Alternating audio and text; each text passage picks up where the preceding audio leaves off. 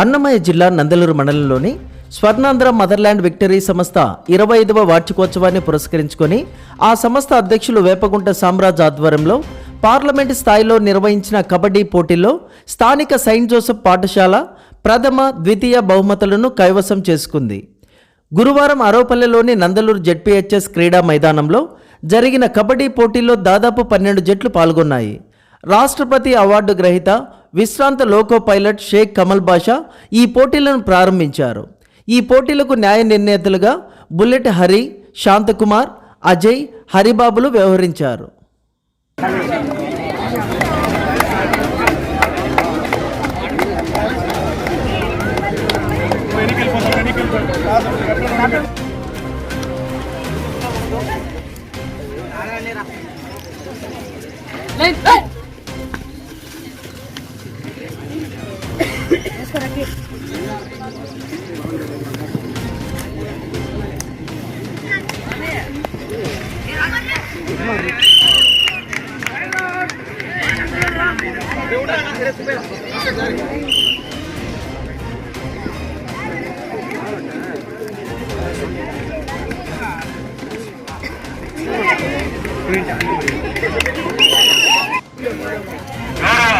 శాసనసభ అభ్యర్థి అయినటువంటి ఆకేపాటి అమర్నాథ్ రెడ్డి గారు రాజంపేట సుదర్శన్ థియేటర్లో ఈ రోజంతా ఫ్రీగా యాత్ర 2 సినిమాని తొలగించడానికి అవకాశం కల్పించారు.